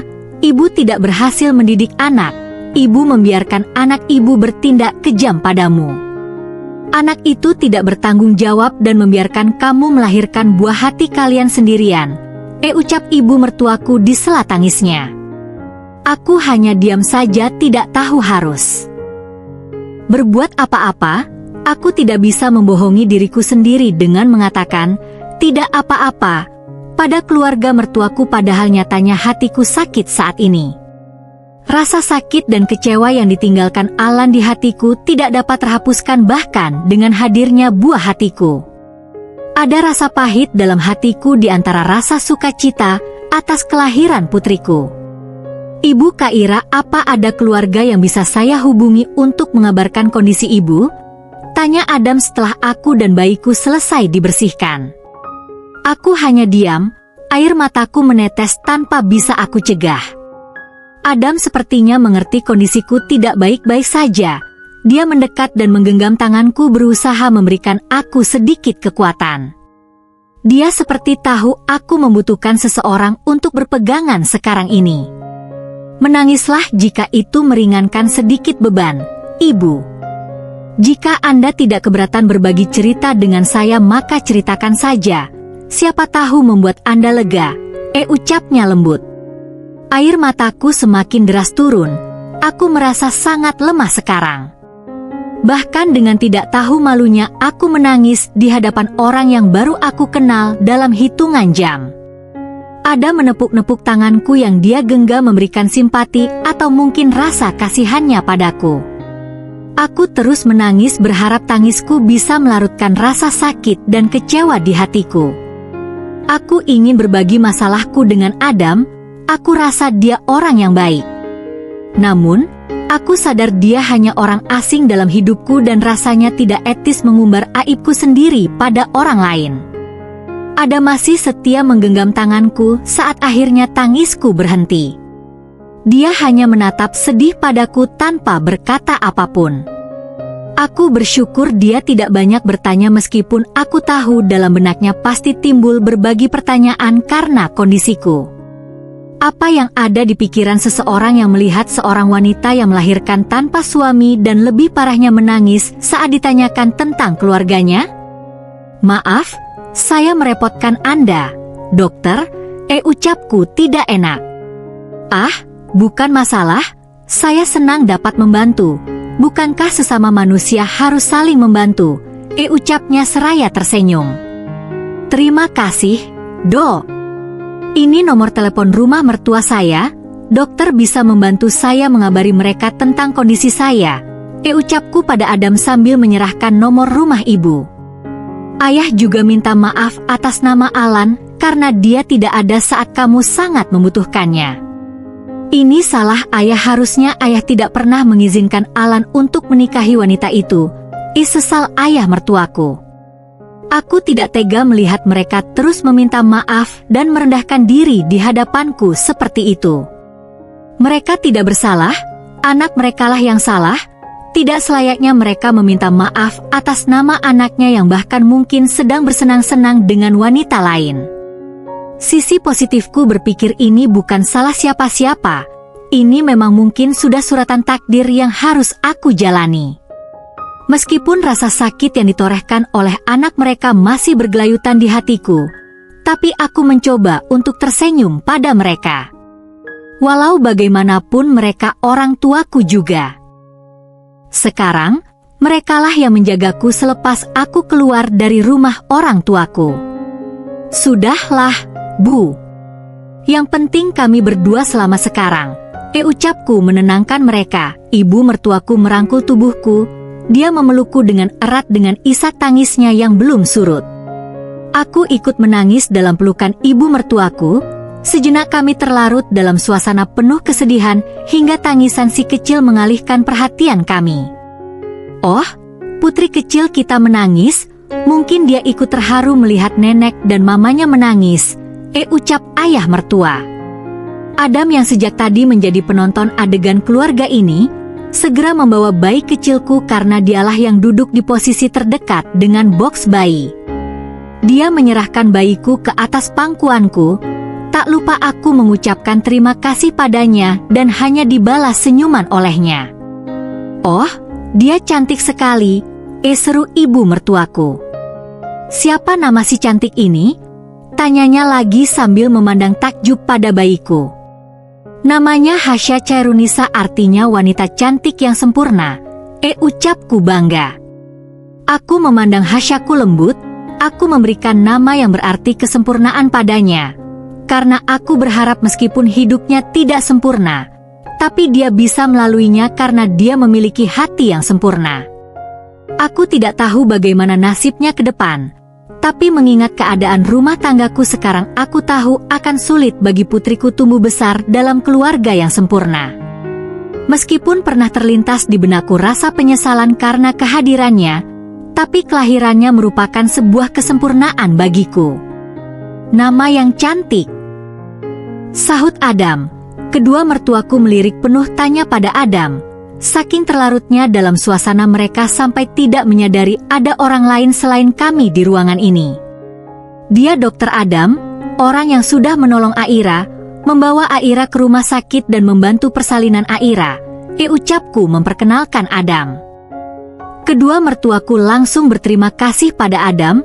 Mereka langsung akrab padahal ini kali pertama mereka bertemu. Mereka larut dalam perbincangan tentang seputar momen melahirkanku. Suara derap langkah mengalihkan perhatian kami. Di sana di ambang pintu Alan berdiri diikuti nada di belakangnya. Alan tersenyum padaku. Dia berjalan mendekat dengan senyum yang tak lekang dari bibirnya. Alan semakin mendekat ke arahku. Tangannya bergerak hendak menyentuhku. Tapi secara refleks aku menghindar dari sentuhannya. Dia menatap kaget ke arahku. Senyum manisnya langsung sirna digantikan dengan senyum tipis. Terlihat jelas dia terluka dengan reaksiku. Tapi aku juga tidak tahu kenapa aku bisa bereaksi seperti itu tadi. Alan tidak bicara apapun, dia masih memasang senyum tipisnya. Tangannya bergerak hendak menyentuh bayiku. Tapi sekali lagi tubuhku bergerak dengan sendirinya dan menjauhkan bayiku dari jangkauan Alan. Entahlah ada apa denganku. Tapi saat Alan akan menyentuh bayiku, ada rasa tidak rela yang menyeruak dalam hatiku. Aku bisa melihat wajah terluka Alan, bahkan matanya sampai berkaca-kaca. Aku juga melihat kedua mertuaku menandak kaku melihat apa yang aku lakukan pada putranya. Itu sindrom ibu baru. Terkadang ada sebagian ibu yang mengalami kekhawatiran berlebih akan bayinya, hingga dia tidak mau siapapun menyentuh bayinya. Itu hal yang wajar bagi orang yang baru melahirkan anak pertamanya, apalagi usia ibu Kaira juga masih muda. Jelas Adam. Semua mengangguk mengerti penjelasan yang Adam berikan, tapi tidak mengurangi suasana kaku di ruangan ini. Aku tidak tahu apa yang dikatakan Adam itu benar, atau hanya mengarang untuk meminta keluarga Alan memaklumi tindakanku. Entahlah, aku tidak tahu kenapa aku bisa bereaksi seperti tadi. Aku merasa tangan Alan kotor dan tidak berhak menyentuh bayiku yang masih suci. Selain itu, aku merasa ada rasa jijik di hatiku saat Alan akan menyentuhku. Adam menyadari keadaan kaku di sekelilingnya. Dia mendekatiku dan langsung mengambil alih Hasya dari pangkuanku. "Saya akan membawa Hasya mandi dulu dan mendapatkan imunisasi sebelum dia dibawa pulang hari ini," ucap Adam memecah keheningan. "Boleh saya gendong dulu cucu saya sebentar?" tanya ibu mertuaku. Adam melihat ke arahku dan aku mengangguk mengizinkannya memberikan bayiku ke pangkuan mertuaku. Ibu menyambut sukacita saat dia menggendong Hasya. Dia menatap takjub pada bayiku dan melafalkan doa untuknya. Setelah beberapa menit ibu menggendong Hasya, akhirnya ibu mengembalikan Hasya ke pangkuan Adam. "Boleh saya mengadzani bayi saya?" tanya Alan mencegat Adam. "Dia sudah diadzani saat dia baru lahir," Ucapku terdengar sinis bahkan oleh telingaku sendiri. Alan menatap ke arahku, ketegangan kembali terjadi di ruangan ini. Terlihat jelas wajah kekecewaan di wajah pria itu. Mungkin dia merasa salah satu haknya sebagai ayah terenggut. Padahal, tidak seharusnya dia bereaksi seperti itu, toh dia juga pasti punya anak lain dari wanita yang dicintainya, bukan? Siapa yang mengadzaninya? Tanyanya dengan suara parau. Seseorang yang telah menyelamatkannya, orang yang berjasa membantunya terlahir ke dunia ini, Dr. Adam. Ucapku masih terdengar sinis. Entah kenapa, aku merasa puas melihat wajah kecewa Alan. Mungkin ini adalah salah satu bentuk balas dendam rasa sakitku padanya. Alan memandang Adam dengan tatapan yang tidak dapat diartikan. Adam yang menyadari situasi semakin mencekam memilih untuk pamit membawa Hasya seperti tujuan awalnya. Alan beralih menatapku, tapi aku memalingkan mukaku tidak ingin melihatnya meskipun aku bisa melihat ekspresi terluka di wajah Alan lewat ujung mataku. Katakanlah aku tidak sopan pada seorang pria yang masih berstatus sebagai suamiku, tapi aku hanya ingin dia tahu apa yang telah dia lakukan padaku itu sangat menyakiti hatiku dan aku tidak bisa memaafkannya. Alan, apa yang sudah kamu lakukan padaku itu jahat. Maki aku sepuas kalian. Aku memang brengsek dan aku sadar bahwa tingkat kebrengsekanku sudah pada tahap luar biasa. Hari ini aku menyadari bahwa apa yang telah aku lakukan membuatku kehilangan sesuatu yang berharga. Hari ini, hari yang paling membahagiakan bagiku, anakku terlahir ke dunia. Meskipun aku juga merasa bersalah, karena aku tidak bisa menemani istriku dalam prosesi melahirkan bayi kami. Aku merasa bersalah karena aku bahkan tak memenuhi keinginan Aira, agar dia tidak melahirkan sendirian. Harusnya aku mengangkat panggilan telepon dari Aira dan menyampingkan kekesalanku, karena Aira yang menangisi kepergian Angga. Seandainya aku mengangkat teleponnya, mungkin aku akan menjadi orang pertama melihat kelahiran bayi kecilku. Namun, dibandingkan rasa kecewa, rasa bahagia lebih mendominasi hatiku. Bagaimana tidak, aku resmi jadi ayah sekarang, aku merasa sempurna saat ini. Aku terlalu bersemangat tahu tentang kabar kelahiran putriku, sampai tidak menghiraukan nada istriku yang lain.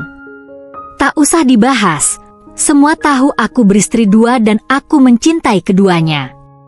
Jangan protes karena aku rasa bukan hanya aku laki-laki yang mencintai lebih dari satu wanita.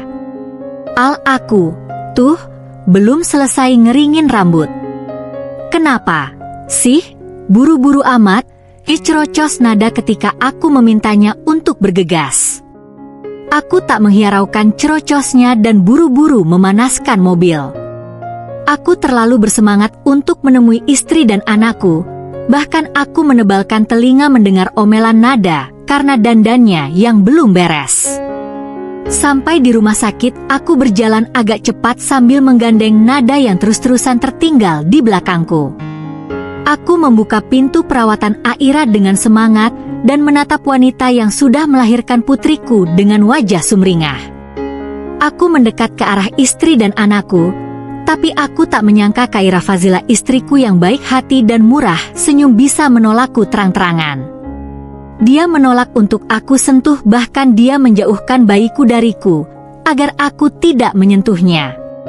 Syok itulah yang aku rasakan, ada perasaan sakit yang tiba-tiba menghujam jantungku. Belum selesai kekagetanku atas penolakan Aira, hatiku semakin sakit saat tahu ada pria lain di ruangan ini. Meskipun pria itu seorang dokter yang katanya menolong Aira, aku tak bisa menghilangkan rasa kesalku pada laki-laki itu. Laki-laki itu dengan mudahnya menggendong bayiku, bahkan dia yang mengadzani bayiku padahal harusnya aku yang melakukannya. Aku menatap ke arah Aira, tapi dia tidak balas menatapku, bahkan dia memalingkan muka dariku. Aku mendekat hendak menyentuh tangannya, tapi kembali dia menjauhkan tangannya dariku. Aku ingin istirahat, Ucapnya sebelum aku sempat membuka mulutku untuk berbicara padanya. Kalimat itu seperti sebuah usiran halus untukku. Orang tuaku yang ada di kamar rawat ini juga mengerti dengan keinginan Aira. Dengan isyarat matanya, ibu menyuruhku untuk keluar. Beginilah hubunganku dengan orang tuaku setelah aku memutuskan untuk menikahi Nada. Ibu kecewa padamu, ibu menyesal pernah membawamu masuk ke kehidupan Kaira. Itulah kalimat yang terakhir kali ibu ucapkan sehari sebelum aku menikahi Nada. Sejak saat itu ibu belum lagi mau bicara padaku.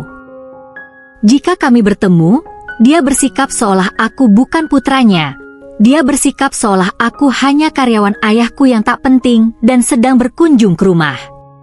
Beruntung ayah lebih bijak dan masih mau menerima keputusanku. Kalau tidak, dari mana aku mendapatkan sumber kehidupanku? Seakan belum cukup kejutan yang diberikan Aira padaku. Saat dia pulang dari rumah sakit, dia menolak untuk pulang ke rumah kami. Aira memilih tinggal di rumah orang tuaku, bahkan dia tak mau aku papah saat berjalan dan memilih di papah Angga. Aku berusaha membujuknya untuk pulang, tapi jangankan untuk bicara, melihatku pun dia enggan. Bahkan ibuku sendiri menghalang-halangiku untuk bertemu dengannya. Aku hanya bisa menatap Aira dan bayiku dari jauh. Melihat dia tersenyum dan tertawa bersama orang lain membuat hatiku sakit. Seharusnya akulah yang ada di sampingnya dan memangku putri kecil kami yang hingga sekarang belum pernah kusentuh, apalagi aku gendong. Kehilangan Aira membuat hidupku kacau. Bahkan hadirnya Nada yang selalu ada di sampingku tak mengisi kekosongan hatiku yang ditinggalkan Aira. Aira berada tak jauh dariku, tapi kehadirannya tak lagi bisa kugapai. Aku merasa lumpuh tanpa kehadirannya, tapi dari jauh aku bisa melihat kalau dia baik-baik saja. Pulang dari rumah sakit, aku langsung tinggal di rumah mertuaku. Sebenarnya aku ingin pulang ke rumah orang tuaku, tapi mertuaku tidak mengizinkan dan keadaan pun tidak mendukung. Mertuaku membujukku untuk tetap tinggal karena mereka tak mau terpisah dari cucu mereka. Selain itu, perjalanan 8 jam yang harus aku tempuh untuk sampai ke rumah orang tuaku tidak memungkinkan bisa ditempuh oleh bayi kecilku. Dengan mempertimbangkan kesehatan bayiku, akhirnya aku setuju tinggal di rumah mertuaku. Alan sempat membujukku untuk kembali tinggal di rumahnya, tapi aku mengabaikannya. Rasa sakit yang dia tinggalkan terlalu besar dan sangat sulit untukku bisa bersamanya lagi, apalagi masih ada wanita itu di antara kami. Ibu mertuaku mengerti keadaanku dan mencegah Alan untuk menggangguku. Aku memang mengutarakan ketidaksukaanku pada Alan dan Nada pada mertuaku. Beruntungnya ibu mau mengerti dan setuju menjauhkan Alan dan Nada dari bayiku, biar kapok katanya. Terdengar egois memang, aku melarang Alan untuk menemui putrinya sendiri. Aku seperti orang jahat yang memisahkan seorang anak dari ayahnya. Namun, sekali ini saja aku ingin bersikap egois, aku tak ingin berbagi anakku dengan siapapun termasuk ayahnya. Cukup bagiku berbagi suami dengan wanita lain, aku tidak akan sanggup melihat anakku mengenal ibu lain selain aku. Sejak dalam kandunganku, Alan tak pernah memperhatikan bayi kami. Aku simpulkan jika Alan tidak peduli dengan putriku. Alan melewatkan perkembangan putriku, bahkan dia tak pernah bertanya apapun masalah kandunganku. Dia juga tak sekalipun peduli apa aku sudah menyiapkan perlengkapan untuk menyambut bayiku atau belum. Bagiku lebih baik putriku tidak mengenal ayahnya sekalian, daripada dia mengenalnya. Tapi dia merasa disia-siakan. Aku juga tidak ingin putriku tumbuh dalam keadaan keluarga yang tidak normal seperti rumah tanggaku. Bagiku lebih baik aku membesarkan putriku sendirian sebagai single mother, daripada dia harus tahu jika dia hidup memiliki ibu tiri. Aku menarik napas berat, memandangi wajah tenang putriku yang tertidur. Aku merasa segala beban yang bergelayutan dalam otakku hilang hanya dengan menatap wajah tenang Hasyaku. Aku bertekad, aku akan menjadi ibu yang kuat untuk putriku. Akan aku lakukan apapun agar putriku bahagia. Makan dulu, Ra. Sayur katuk ini baik buat produksi ASI-MU. Ucap ibu mertuaku mengalihkan perhatianku. Aku berbalik dan tersenyum padanya. Aku bersyukur memilikinya sebagai mertuaku. Jika kebanyakan orang sulit akur dengan mertua, maka itu tak berlaku pada hubungan kami. Ibu mertuaku sudah baik sejak awal dan kami sudah dekat sejak pertama kali kami bertemu. Terima kasih, Bu. Saya jadi merepotkan, Ibu, ucapku sungkan. Ibu mertuaku menggenggam tanganku. Dapat aku lihat kasih sayang yang tulus darinya juga rasa bersalah yang amat besar dari matanya ketika menatapku. Kamu anak ibu, Ra. Selamanya akan begitu, jadi jangan merasa sungkan pada ibu. Karena ibu, ibumu juga. Aku membalas genggamannya dan mengangguk. Dalam hati aku sangat bersyukur meskipun kehidupanku tak seindah yang pernah kubayangkan. Aku memiliki ibu yang sangat baik padaku. 7 harinya Hasya, ibu mertuaku mengadakan pengajian sekaligus akikah untuk Hasya. Aku tak banyak terlibat pada acara itu. Selain karena keadaan fisikku yang masih lemah, aku juga malas berinteraksi dengan yang lain karena aku tak suka melihat tatapan mengasihani yang ditujukan padaku. Ditambah lagi ada nada yang ikut beramah tamah di dapur. Ra, ada cowok ganteng nyariin kamu, ucap Angga melongok dari pintu. Aku mengerutkan kening tak mengerti. Apa yang ditakutkan ibu mertuaku terjadi? Orang tuaku datang dan langsung disuguhi pemandangan yang tidak mengenakan. Orang tua mana yang tidak akan murka saat anaknya disakiti, terutama oleh orang yang telah mereka percayai. Beruntung mereka tak memiliki riwayat penyakit jantung, sehingga mereka tidak kolaps melihat pemandangan yang disajikan oleh menantu kesayangan mereka. Di ruangan keluarga mertuaku, ayah marah-marah sedangkan ibu menangis. Kedua mertuaku hanya diam membiarkan ayahku melampiaskan segala kemarahannya. Sedangkan sang tersangka Alan dan nada mereka bersimpuh di hadapan orang tuaku dengan pakaian yang tak layak. Jangan tanyakan apa yang mereka lakukan saat orang tuaku memergoki mereka, karena membayangkannya saja sudah mengiris hatiku. Apa kurangnya putriku hingga kau melirik wanita lain? Tanya bapak setelah selesai marah dan memaki Alan. Alan hanya diam, sambil menunduk. Bapak terus bicara dari mulai nada tinggi dan sekarang nada pasrah. Aku tahu jika bapak sudah bicara pasrah itu, berarti dia sudah benar-benar tidak mentolerir kesalahan lawan bicaranya. Aku mengerti perasaan bapak. Orang tua mana yang mau anaknya disakiti? Mereka membesarkan aku dengan kasih sayang dan Alan orang yang mereka percaya untuk menjagaku justru malah menyanyiakan aku, maka pantaslah mereka mengeluarkan amarah mereka pada Alan. Maafkan aku yang salah tidak mendidik anakku dengan benar, ucap ayah mertuaku. Ini bukan salahmu sobat, dia sudah dewasa, segala tindakannya sudah menjadi tanggung jawabnya. Aku menyerahkan anakku pada kalian agar dia bahagia. Agar dia memiliki keluarga baru untuk menjaganya. Namun, sekarang apa yang kalian lakukan pada putriku? Kau menyiksa raga dan batinnya. Kau merendahkan harga dirinya, membuatnya menangis dan hancur. Aku bukannya tidak menyetujui adanya poligami, karena poligami memang dihalalkan. Namun, aku tak rela jika putriku dipoligami, Ishak mama terluka. Semua sudah terjadi dan tak ada yang bisa mengubah itu. Boleh aku tahu Alan kenapa kau menikahi wanita ini padahal kau sudah menikah? Tanya bapak tenang. Alan masih menunduk dan tak menjawab pertanyaan ayah. Karena kami saling mencintai, aku lebih dulu ada di hidup suamiku dibandingkan putri Anda, ucap nada lantang. Ada rasa sakit yang menancap di hatiku mendengar ucapan Nada. Dia berucap seolah akulah orang ketiga di sini. Dia berucap seolah akulah yang menjadi pengganggu di sini.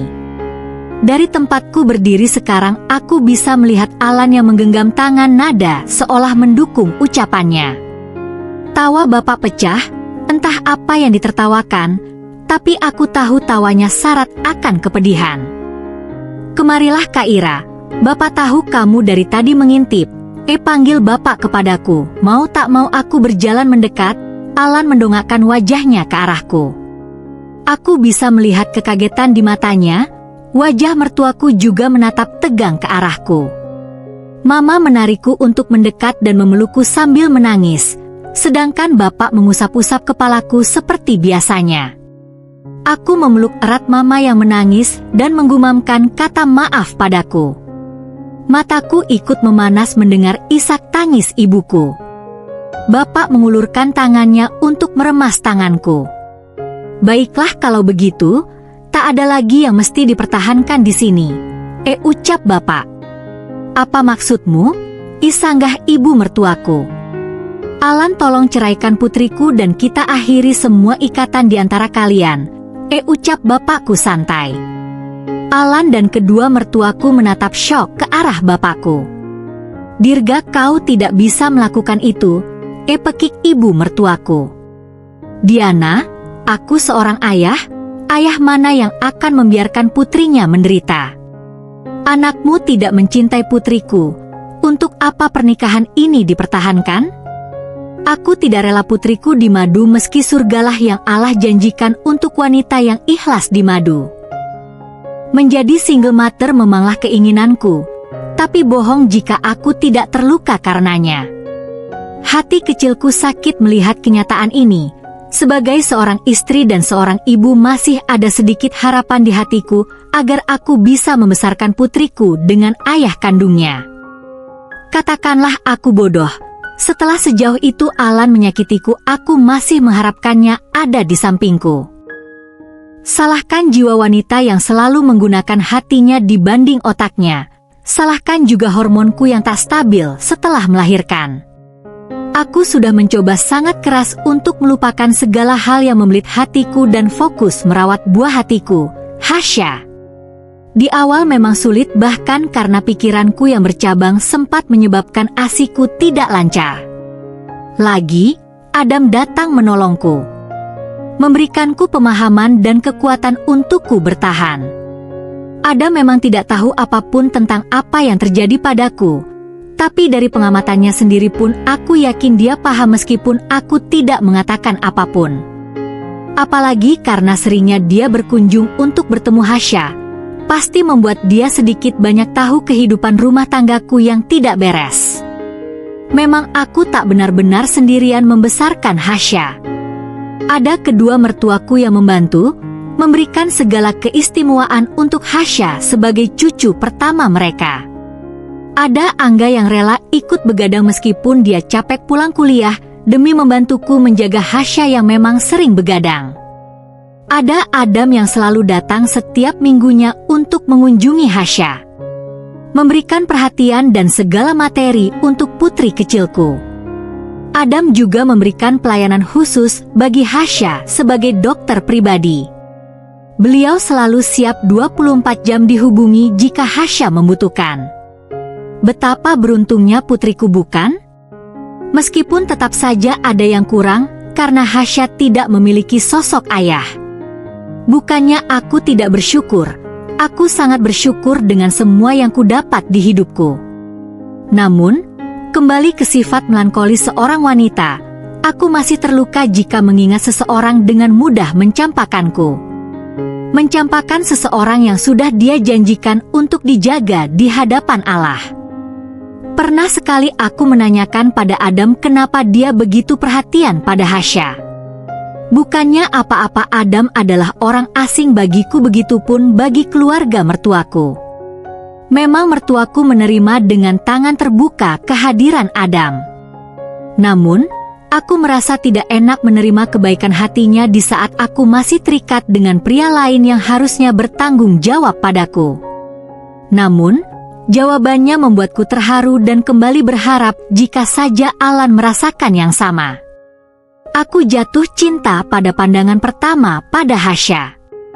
Saat melihatnya pertama kali aku langsung menyayanginya, ungkap Adam. Hasya tumbuh dengan baik, dia bayi yang lucu dan pintar. Beruntung dia mewarisi 80% wajahku, hanya bibir Alan yang tercetak di wajah mungilnya. Setidaknya aku tidak mengingat Alan ketika melihat Hasya, karena Hasya seperti aku dalam versi kecil. Setiap bulan tidak terasa melihat betapa lucunya pertumbuhan Hasya. Melihat senyumnya, tawanya dan celotehnya membuat orang-orang di sekitarnya gemas. Hasya berhasil membuat setiap orang jatuh cinta padanya. Tak terasa sudah 8 bulan dia lahir mewarnai hari-hariku. Selama itu pula aku tak pernah menemui Alan, hanya bayangannya saja yang kulihat setiap hari, karena dia selalu menatapku dari balik jendela, tapi tak kuhiraukan. Rencana pulang ke kampung halamanku terus dipending. Karena ibu mertuaku belum rela berjauhan dengan cucunya. Tangisan ibu mertuaku membuatku mau tak mau mengikuti permintaannya hingga jangka waktu yang tidak dapat kuprediksi. Di usianya yang menginjak 8 bulan dia sudah bisa duduk, merangkak bahkan berceloteh tidak jelas. Seperti hari ini saat Adam datang mengunjunginya, dia bersemangat untuk merangkak ke arah Adam. Wah, prinsesnya Pak Dokter sudah pintar merangkak, sahut Adam antusias sambil mengangkat Hasya ke pangkuannya. Hasya tertawa senang di gendongan Adam, dia sudah sangat mengenal aroma Adam. Bahkan sangat sulit Adam untuk pulang ketika Hasya belum tidur. Melihat interaksi Adam dengan Hasya membuat hatiku tersentil. Seharusnya ayah kandungnya lah yang bercanda dengan Hasya saat ini, bukan orang lain. Bahkan tak jarang aku melihat ibu mertuaku menitikan air mata melihat kedekatan Hasya dengan Adam. Dia tumbuh sangat pesat setiap minggunya, ucap Adam takjub.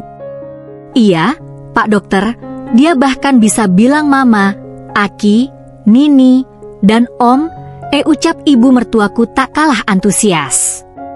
Coba panggil mama, pinta Adam pada Hasya yang bergelayutan di pundaknya. Mama, ucap Hasya lucu. Nenek, coba nenek. Ini, ucapnya lagi. Kakek, coba kakek. Ati, ucapnya lagi. Om Angga, coba Om Angga. Pinta Angga yang entah datang dari mana tak mau kalah. On, ucapnya Hasya sekenanya, semua tertawa dengan celotehan lucu Hasya. Namun, semua langsung terdiam ketika Hasya memegang pipi Dokter Adam dan mengucapkan satu kata yang tak seharusnya dia ucapkan. Papa, ucapnya. Suasana mendadak hening dan canggung. Apalagi setelah itu Alan dan Nada yang sudah sekian lama tak pernah berkunjung malah datang ke rumah mertuaku. Suasana jadi semakin canggung, selain karena tindakan Hasya yang memanggil Adam papa. Juga karena kedatangan Alan dan Nada yang memang sudah menjadi blacklist oleh ibu mertuaku. Oh ya, Pak Dokter, bukannya kita mau mengajak Hasya keluar hari ini, ucap ibu mertuaku mengabaikan Alan yang mengucapkan salam dan menatap sendu ke arahnya. Adam yang tahu atmosfer tidak bersahabat di sekitarnya mengangguk dan segera berdiri sambil memangku Hasya. Ibu mertuaku menarikku dan Adam untuk keluar dan menyuruhku membawa perlengkapan Hasya. Dia melenggang begitu saja melewati Alan seperti orang yang tak saling kenal. Aku bisa melihat sirah terluka di wajah Alan, tapi aku mengabaikannya. Aku juga berjalan begitu saja melewatinya tanpa mau melirik ke belakang lagi. Hanya Angga yang tertinggal di rumah, dan sepertinya dia juga tak ingin beramah tamah pada pasangan harmonis itu, karena dia juga melangkah pergi ke kamarnya dan membanting pintu dengan keras. Memang terkadang Adam mengajakku untuk membawa Hasya jalan-jalan di luar. Adam bilang jika itu sangat baik untuk perkembangan Hasya. Ditemani ibu mertuaku kami berjalan-jalan untuk menghirup udara segar di sekeliling taman yang tak jauh dari tempat kami tinggal. dapat aku lihat setiap kami pergi Alan selalu menatap tajam ke arah kami. Aku tak tahu maksudnya apa, tapi aku tak peduli atau berusaha untuk tidak peduli. Tidak seperti biasanya hari ini, ibu mertuaku terlihat murung. Tanpa bertanya pun aku tahu pasti yang menjadi sumber kemurungannya adalah Alan. Aku tahu sebagai ibu pasti sulit bagi mertuaku untuk membenci putranya. Namun, karena rasa solidaritasnya tinggi pada wanita dan menolak keras poligami, dia bertekad membenci siapapun yang melakukan poligami termasuk putranya itu. Hari ini Hasya berjalan-jalan sambil dipangku oleh Adam yang sibuk berceloteh tentang apa saja yang dilewatinya untuk mengajak ngobrol Hasya. Memang Hasya masih terlalu kecil untuk mengerti pembicaraan orang dewasa. Namun, Adam bilang mengajak bicara bayi itu sangat baik untuk merangsang perkembangan otaknya. Karena Hasya dimonopoli, Adam jadi aku dan ibu mertuaku hanya mengikuti mereka dari belakang. "Pak dokter orang baik, ya, Ra?" ucap ibu mertuaku tiba-tiba. Refleks aku mengangguk dan tersenyum menanggapinya, karena memang benar dia pria yang sangat baik. Jika dokter ada memiliki perasaan lebih padamu, ibu setuju kamu memulai mencari kebahagiaan baru dengannya. Asalkan kalian tidak melupakan ibu dan membiarkan ibu menemui Hasya. Dokter Adam pria yang baik, dan dia juga menyayangi Hasya. Aku berhenti melangkah mendengar perkataan ibu mertuaku. Aku tak menyangka beliau mendorongku untuk mencari kebahagiaan dengan pria lain padahal putranya belum juga menceraikan aku. Ya, surat cerai yang dipinta orang tua tak juga datang setelah 8 bulan peristiwa itu berlalu. Ulang tahun pertama Hasya dirayakan sederhana di rumah mertuaku. Ibu bilang ulang tahun pertama wajib dirayakan sebagai rasa syukur. Diadakan pengajian ibu-ibu dan anak yatim di rumah, juga pemotongan kue. Suasana kebahagiaan tercipta jelas di ruang keluarga ibu mertuaku.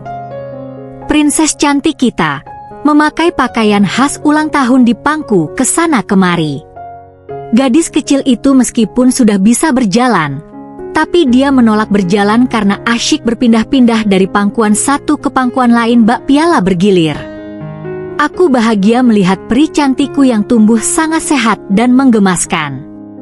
Apalagi melihat tawanya yang terus berderai saat ada di pangkuan Adam. Tak bisa kupungkiri hati kecilku begitu miris melihat putri kecilku yang begitu dekat dengan Adam yang notabene adalah orang asing. Sedangkan ayah yang berbagi DNA dengannya malah asyik mojok dengan istri tercintanya. Alan dan Nada juga ada di sini. Meskipun mereka dicuekin hampir oleh semua orang di ruangan ini, tapi mereka tetap diam dan berusaha berbaur. Bahkan dari kejauhan aku bisa melihat Alan beberapa kali ingin menyentuh Hasya, tapi dia urungkan karena rangkulan istri tercintanya. "Ayo, ayo, kita tiup lilinnya," seru mertuaku. Kami semua berkumpul di tengah ruangan dan mengelilingi meja tempat kue lucu yang jadi kue ulang tahunnya Hasya. Si kecil terlihat begitu bersemangat ingin merusak kue di hadapannya.